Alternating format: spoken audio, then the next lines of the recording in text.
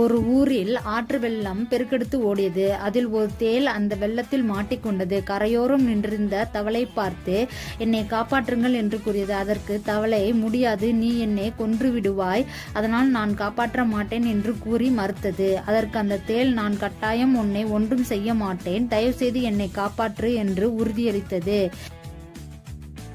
அதன் பிறகு அந்த தவளை தேளை காப்பாற்றும் முயற்சியில் ஈடுபட்டு தேளை தனது முதுகில் ஏற்றியது. தவளையின் இயல்பு தரையிலும் வாழும், தண்ணீரிலும் வாழும். ஆற்றில் பாதி தூரம் கடந்த பின் அந்த தேள் தவளையை கொட்டியது.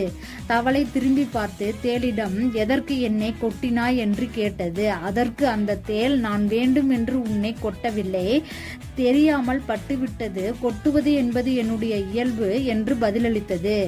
இப்படி பேசிக்கொண்டே இருக்கும் நேரத்தில் தவளை கொஞ்சம் கொஞ்சமாக தண்ணீருக்குள் மூழ்கி இறந்தது.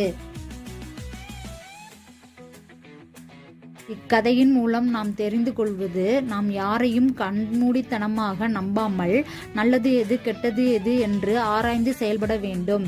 இதுவரை நமது சேனலை சப்ஸ்கிரைப் செய்யாதவர்கள் சப்ஸ்கிரைப் செய்து கொண்டு பெல் ஐக்கானையும் பிரஸ் பண்ணுங்க.